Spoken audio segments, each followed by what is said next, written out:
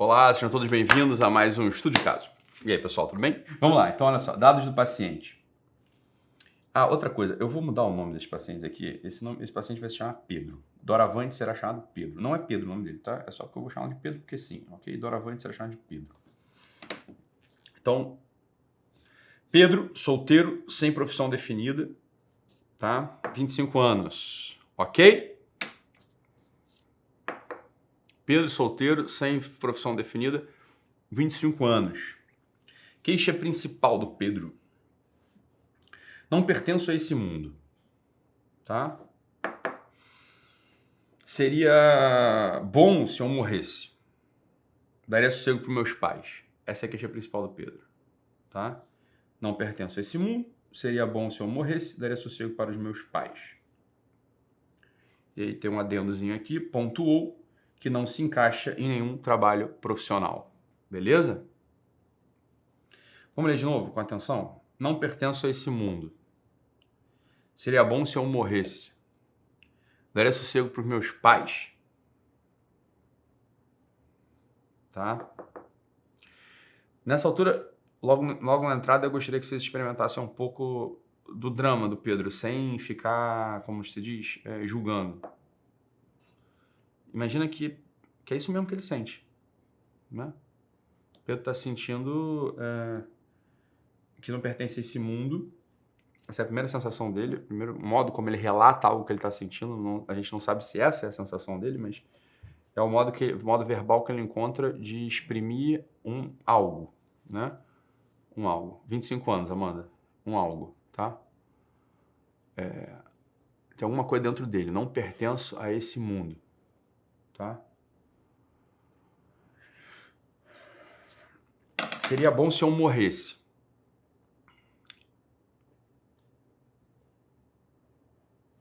Seria bom se eu morresse é um pouco diferente de quero me matar. Não sei se você está de acordo, se você consegue concordar comigo, né? Seria bom se eu morresse, me parece, ou sempre me pareceu, ou uma grande parte das vezes que eu ouvi isso em clínica, me parece um pouco distinto de vão me matar ou quero me matar, né? Ou estou planejando me matar, né? Então, seria bom se eu morresse, parece uma outra coisa. Né? E daria sossego para os meus pais. Essa aí talvez seja a queixa mais precisa, né? Ele tá percebendo que ele tem 25 anos já e a vida dele não é um peso para os pais dele. Vamos lá? Quando começou o quadro? O quadro vem sendo recorrente por muitos anos. Se acentuou nos últimos 4 anos. Tá? Nos últimos 4 anos. Então, aos 21, o Pedro começa ou pelo menos a coisa começa a piorar. Vamos lá, porque ela fala assim, se acentuou nos últimos 4 anos. Ou seja, talvez já tivesse começado desde antes, mas começou a ficar mais pesado, né? A partir dos 21 anos. Ok? Como o paciente estava antes do quadro? Importante. Fez algumas tentativas de emprego, tá?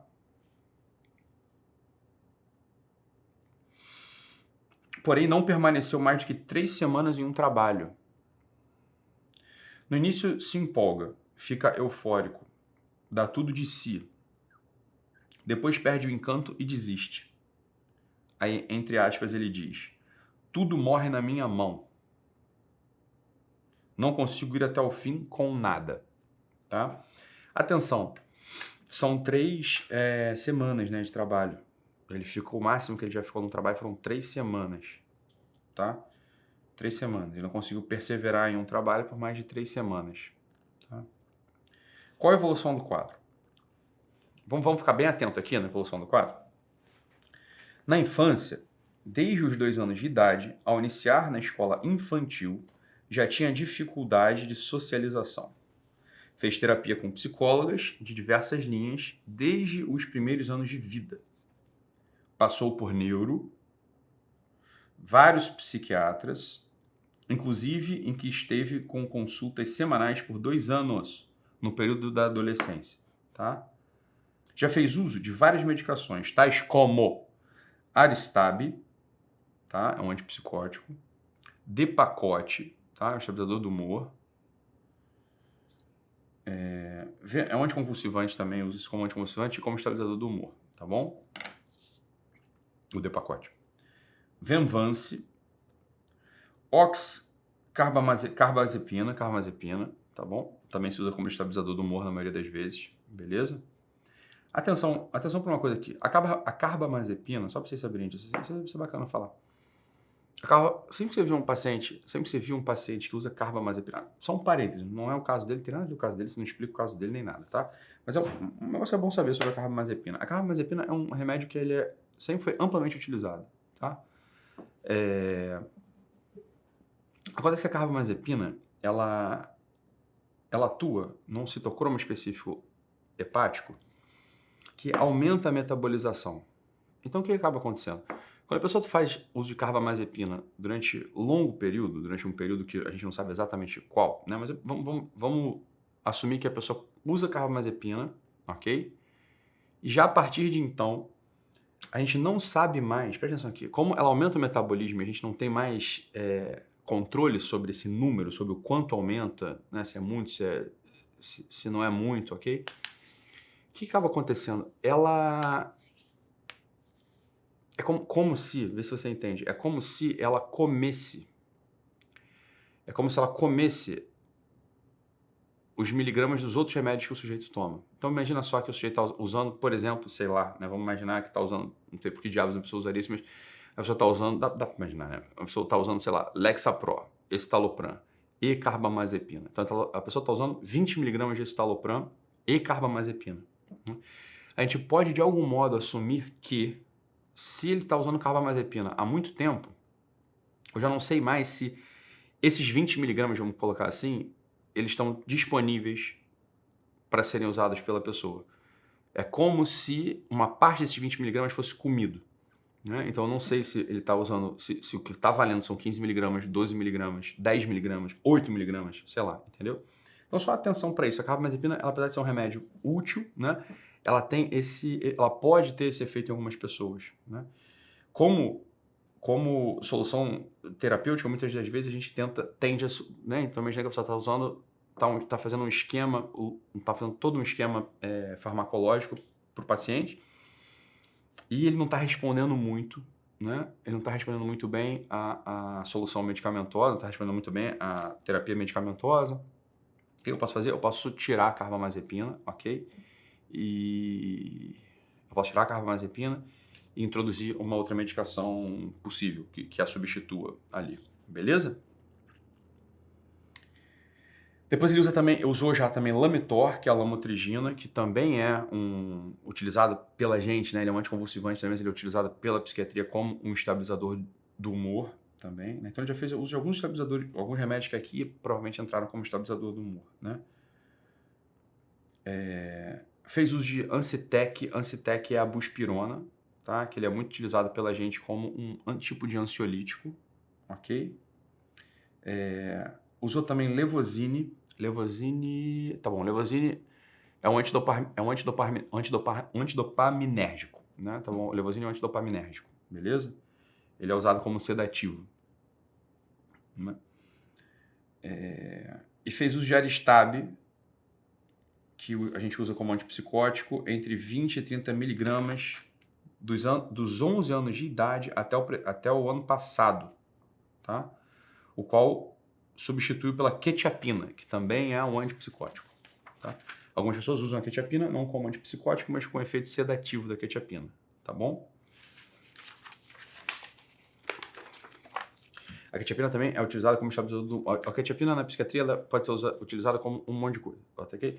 Você pode ver gente usando quetiapina como antipsicótico, quetiapina como estabilizador do humor, quetiapina como sedativo, como remédio para fazer dormir, tá? Então, a gente pode... Quando você vê uma quetiapina na prescrição do sujeito, você pensa assim, cara, se é uma quetiapina em baixa dose, 25mg, 50mg, em geral, é uma quetiapina que foi colocada para o sujeito dormir, ok?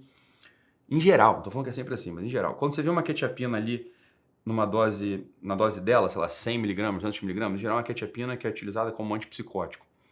Eu já atendi uma paciente que era lá no hospício, lá no IPUB, ela usava 800 miligramas de quetiapina, uma dose muito alta, tá? A gente utilizava essa quetiapina como estabilizador do humor para ela, tá? Era o que ela respondia na época. Beleza? E eu concordo, Jocasta. Eu não me deu o diagnóstico ainda aqui, mas se alguém, né, fosse uma dessas provas toscas assim de múltipla escolha e tivesse, um sujeito que já usou isso tudo, o que provavelmente ele tem, né? Provavelmente eu falei assim, caramba, acho que essas medicações de estabilizador, um monte de estabilizador do humor, com alguns antipsicóticos, né, ansiolítico, etc. Isso talvez esteja, isso pode ser, né, pode ser que ele tenha um diagnóstico de transtorno bipolar, ok? Pode ser, não sei, a gente tem que ver aqui o caso. Não tem nenhuma clínica de bipolar ainda, né? Quer dizer, nada do que foi dito aqui me parece ser um sujeito que tem a bipolaridade, mas pelo esquema medicamentoso, né? Então, olha só, estabilizador do humor, antipsicótico, ansiolítico, né? Ele me parece que os clínicos que o atenderam estavam suspeitando disso, de algum modo, tá? E por que ele foi trocando de remédio? Kelly faz uma ótima pergunta. Por que ele foi trocando de... Bem, duas possibilidades aqui, né? Duas possibilidades. Uma, ele tem um diagnóstico errado, né? Então, quando a pessoa recebe um diagnóstico errado, nenhum remédio vai funcionar, os remédios não vão fazer efeito, não é isso? Isso é sempre uma possibilidade. A gente sempre tem que pensar assim, caramba, pode ser que ele seja bipolar, mas que ele nunca ficou muito estável, não é verdade? Desde os 2 anos a família diz que ele dá problema, entre aspas, né? Então ele pode ter um diagnóstico errado, né? E depois vocês vão ver aqui na frente que aos 11 anos ele recebe um diagnóstico de bipolar, tá? Exatamente, Carla. Pode ter o diagnóstico errado, ele pode ser refratário mesmo. Ele pode ter o diagnóstico certo, mas lembra, ele pode não responder às medicações habituais. Então, um teste genético, por exemplo, nesse caso, estaria bem indicado aqui, né? São muitos anos frequentando médicos, né? Um teste genético poderia ajudar, né? Então, ultimamente tomava 40 miligramas de... Olha só o que ele tomava, hein? Eu não sei se vocês têm muita noção do que é isso, tá? Assim, ele tomava 40 miligramas de diazepam e 200 miligramas de quetiapina. Eu não sei se vocês têm muita noção do que é tomar 40 miligramas de diazepam. Eu estou dizendo o seguinte, 40 miligramas de diazepam não é uma dose baixa em hipótese alguma de um benzodiazepínico, né? Que tenha... beleza, Maiane, assim, vou te dizer, por exemplo, quando você vai fazer uma endoscopia, por exemplo, eles te dão um remedinho pra você ficar meio sedado. Não sei se você já fez uma endoscopia. Em geral, o que eles te dão é 10 miligramas de diazepam. Tá? Em geral, o que eles te dão. Beleza? Né? Ele tomava 40 miligramas de diazepam por dia. E tomava ainda por cima 200 miligramas de quetiapina. Lembra? A quetiapina é um sedativo também. Então ele tomava 40 miligramas de diazepam e 200 miligramas de quetiapina. Isso não é pouco, tá? Não é pouco, beleza? É muita coisa, tá? É isso aí, dose cavalar, equivale a 4 comprimidos, é muita coisa, tá? Então, assim, né? Ele não ia estar bem de qualquer modo, beleza? Então, mas aí o que aconteceu? Foi que ele suspendeu esse medicamento há 40 dias, né? Ele suspende o medicamento por conta própria. E no momento que a autora do caso escreve esse caso, ele está sem nenhuma medicação. Tá? E disse, abre aspas, as medicações me deixam dopado e acabam camuflando quem eu sou. Ele tem razão, concorda ou não? Né?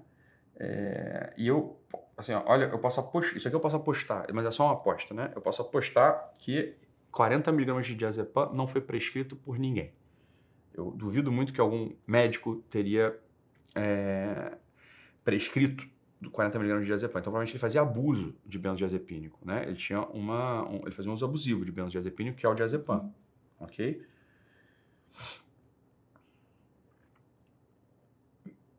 Isso aí, me deixa dopado, camuflando quem eu sou, ok?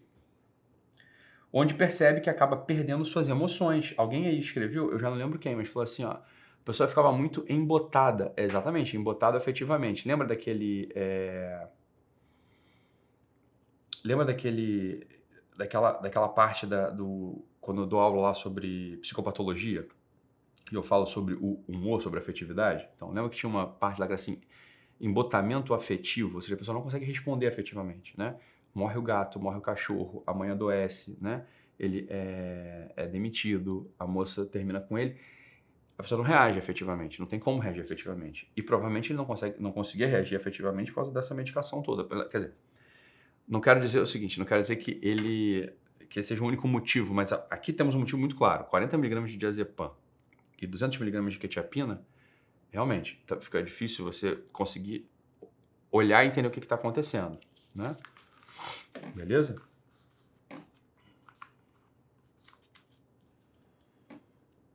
Durante todo o período de tratamento medicamentoso, ainda era visível as oscilações de humor, tá? E hoje, sem nenhuma medicação, não houve mudança nem no humor e nem com o sono. Não ocorrendo mais nenhum surto maníaco. Se eu fosse o autor desse caso, eu colocaria surto maníaco entre aspas, tá? Mas se encontra mais sensível. Ora, vamos lá. Ele se encontra mais sensível porque agora ele está conseguindo ter resposta afetiva. Antes ele não conseguia, por causa da medicação. Beleza? Ele não teve nenhum surto maníaco. Isso faz a gente pensar em algumas coisas, né? Provavelmente, vamos lá. Algumas coisas faz a gente pensar, né? Quais coisas faz a gente pensar? Ele tira a medicação que ele está tomando e não tem nenhum surto. Ele para de tomar, ele para de fumar, consegue parar de fumar só com chiclete, ele para de tomar todos os remédios, né? Hoje consegue chorar, o que antes não ocorria, e percebe-se que consegue controlar seus impulsos de raiva e frustração. Vejo que o agravante é a falta de rotina, tá? A falta no cumprimento do dever e no próprio interesse em servir ao outro na vida. Beleza. Tem uma coisa que é interessante mesmo que a Amanda falou. A Amanda falou um negócio, não colocaria assim, tá, Amanda? A Amanda falou assim, ó, parece que ele tá mentindo. Não colocaria assim.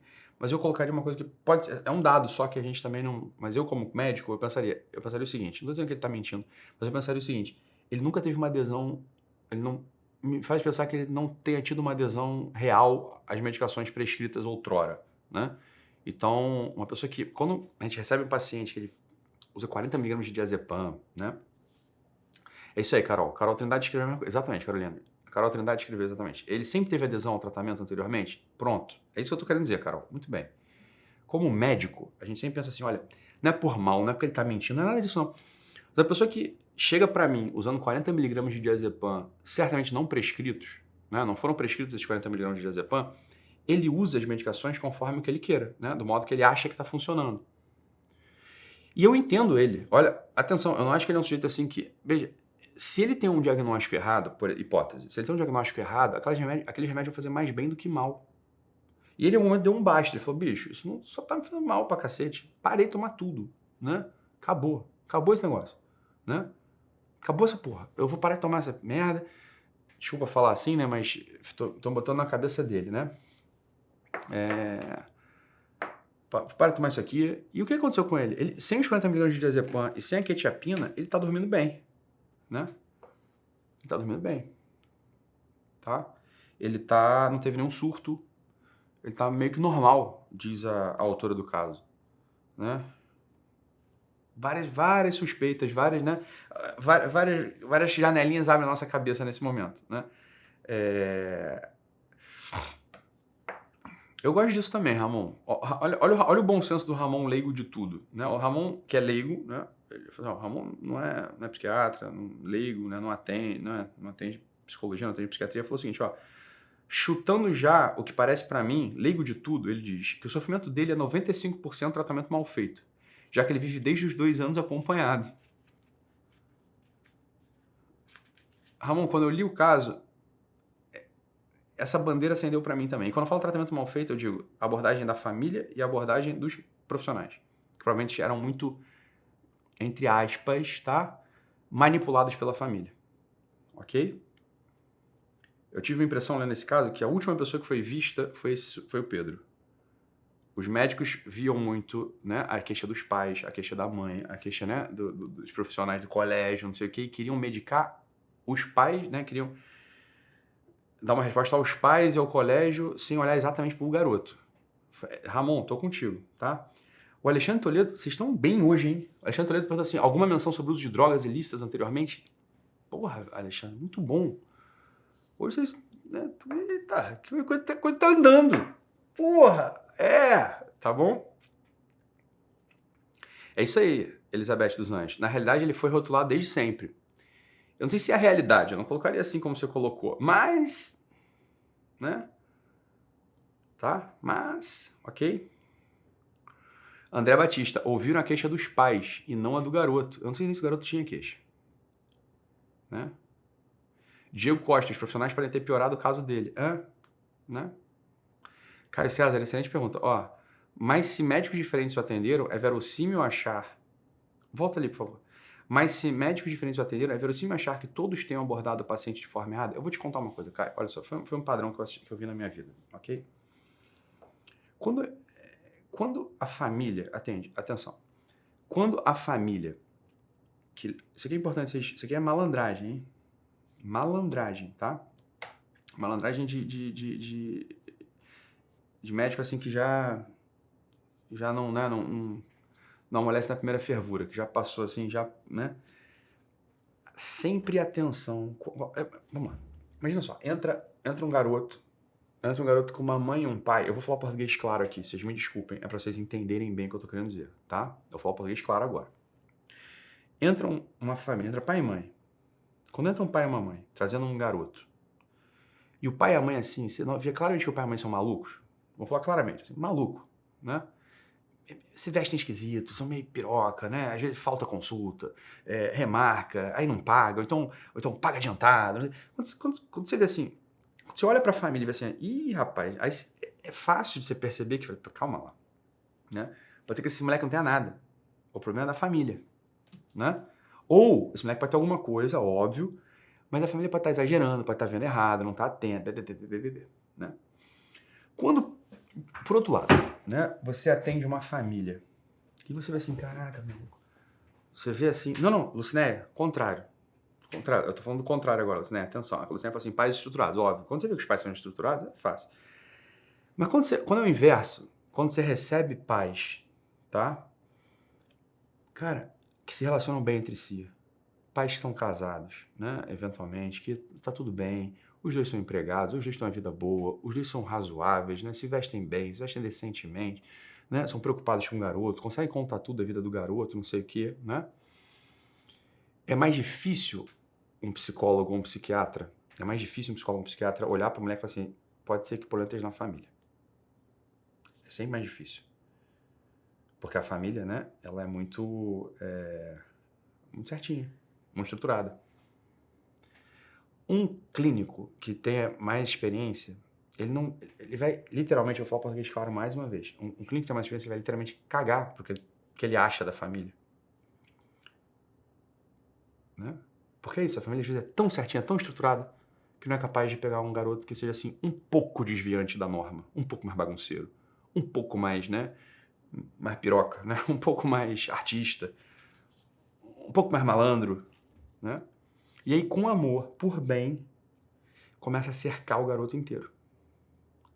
Em algum momento da história, você já perdeu o fio da meada, tá? Então, isso é muito comum acontecer, e eu peguei algumas famílias, assim, muito estruturadas, né? Sobretudo famílias com cariz, né? Famílias com cara ou com verniz, assim, religioso. Protestantes ou católicos muito praticantes, ou pessoas, assim, pessoal... Tinha uns pacientes da Adventista, né? Entende ou não? Tá? E é isso que eu tô dizendo. Quando o Ramon lá em cima fala assim, ó, sei lá, parece que, né, olhando assim, o Ramon, leigo de tudo, ele diz, né? Sou leigo de tudo, né? Olha e fala assim, sei lá, não sei se o moleque algum dia teve alguma coisa. Pode ser que sim, pode até ser, mas parece ter um exagero de tratamento, né? Parece ter um exagero de tratamento. É isso aí, Igor. Tem família que padroniza o comportamento dos filhos, né? Beleza?